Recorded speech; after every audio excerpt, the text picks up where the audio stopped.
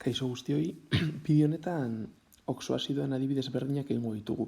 Alde batetik izango ditugu formulak eta formulen bitartez lortuko ditugu haien izenak, eta baita izango ditugu zenbait adibidez, inetan izena ematen diguten, eta formulak aterako ditugun. Banan joango gara egiten, baina izango dira egingo ditugun zeirak. Aurreko bideo batean ikusi genuen bezala, hau da jarraitu behar dugun eskema formula ematen digutenean izena lortzeko. Gure buruari egin behar diogun lehenengo galdera da H2O molekulak kendu aldiogun edo ez.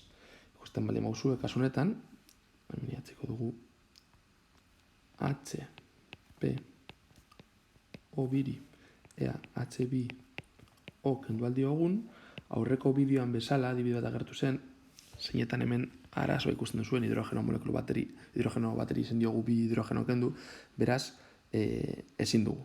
Eta orduan hemen sartuko gineteke. Ez eskorretan. Beraz, azpindizeak biderbi egin behar ditugu.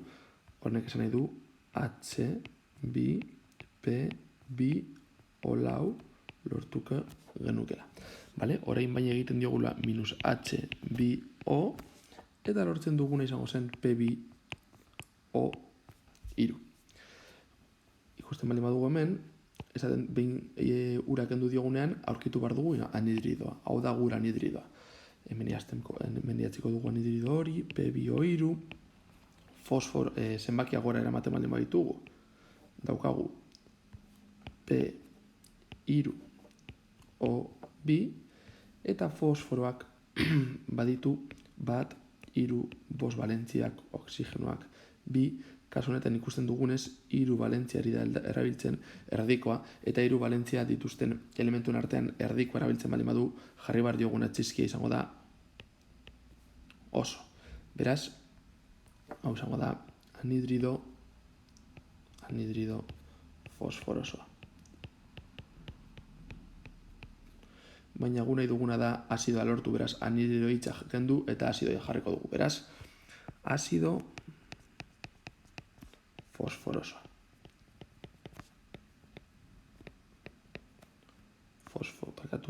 Fosforosoa. Eta hau izango da gure lehenengo erantzuna. Orain HBSiO3 daukagu, silizioarekin sortzen dugun azido bat. Lehenengo pausua H2O kentzen saiatzea. Kentzen baldin badiogu H2O, lortuko duguna izango da hau honekin joaten da, bergeratzen zaigu Si, hemen O3 goratu, hemen ez baldin badagartzen bat dela, beraz SiO2. Badaukagu ja, orduan, anhidrido bat, orain jakin behar dugu zelan deitzen den. Horreko bideoetan bezala, SiO2, zenbaki hauek gora eramaten baldin baditugu, hauena eta hauena, lortuko denukena izango zen, SiBO bat gogoratu, hemen beti agertu behar dela bi, oxigenaren balentzia beti bi delako. Eta ez baldin badagertzen horrek esan nahi du simplifikatuta dagoela, eta zenbakiak bider bi egin behar ditugula. Beraz, Si2O2. Orain, badaukagu hemen bi bat jarrita, beraz, hemen agertzen den zenbaki izango da silizioak erabiltzen duen balentzia, silizioak bi lau balentzia ditu, eta horien artean handiena erabiltzen duenez siliziko hitza jarri beharko dugu. Ja, zuzenean, anhidrido hitza jarri beharrean, hau izango zen anhidrido silizikoa, eta orduan hau izango da azido silizikoa.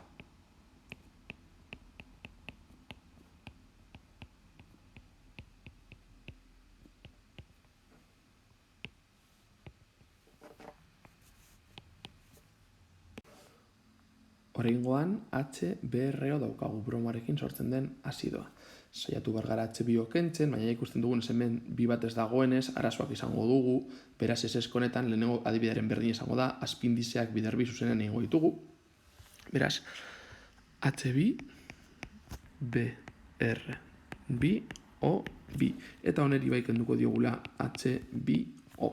Eta geratzen zaigu, BRB, O bat, baina bat hori badakizu ez dela idazten. Beraz, zenbakia gora eramaten baldin baditugu, hau gora eta hau gora, izango genuken izango zen BR bat O2. Bromoak erabili dituen balentzia dira bat, hiru, bost, zazpi, henik eta baina esatea, nola hemen bi bat agertzen den, hemen ondo gaude, ez da bigarren adibideren berdina.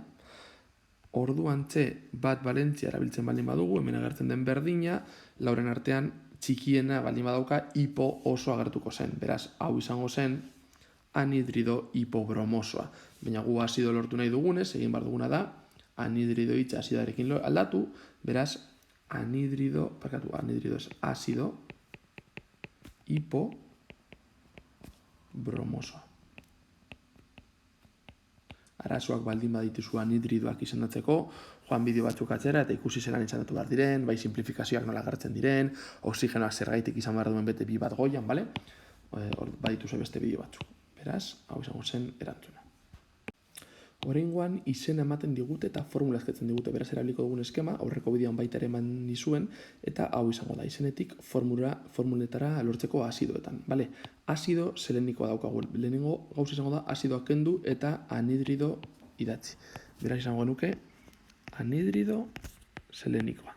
Eta orain, aurkitu behar dugu anhidrido seleniko hau nola jartzen den formulen bitartean. Goratu anhidrido selenikoa izango dela ez metal bat, selenioa gehi oksigenoa. Beraz, selenioa eta oksigenoa.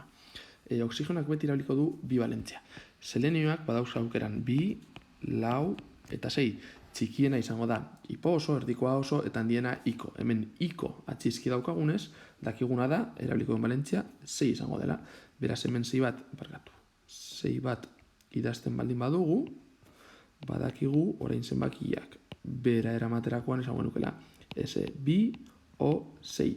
Hau simplifikatu behar da, beraz geratzen da SeO3.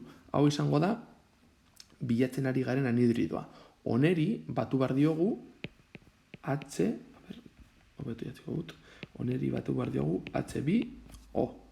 Beraz geratuko zaigu H2, Se bat, O3 gehi O izango da O4.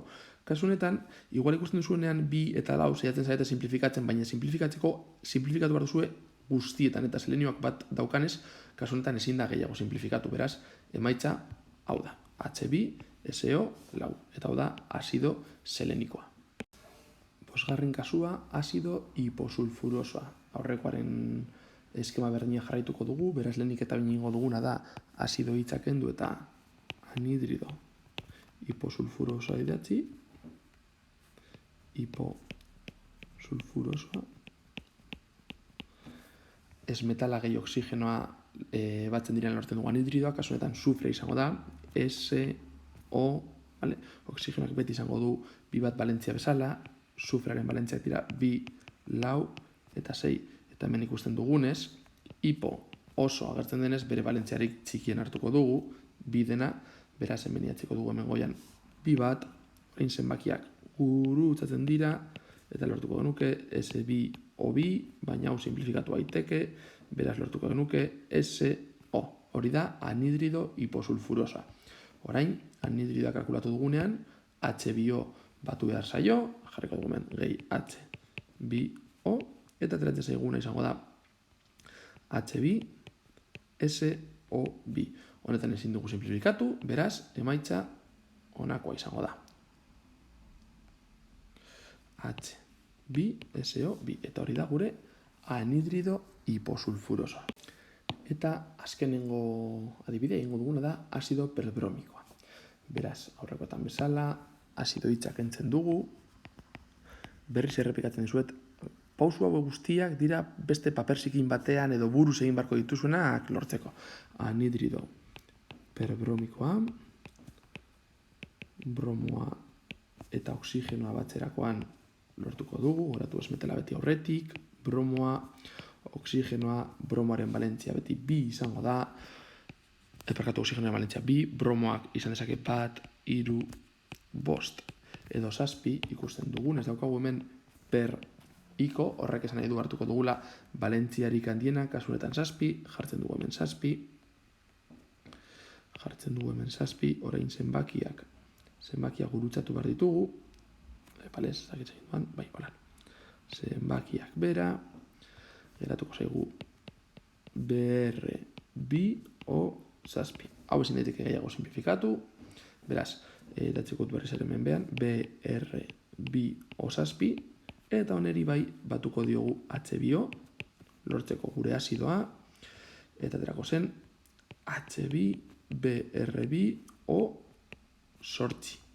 Ikusten duzuenez, hemen agertzen diren zenbaki guztiak, 2, 2 eta 8, bikoitia dira, beraz, simplifikazio bat egingo dugu.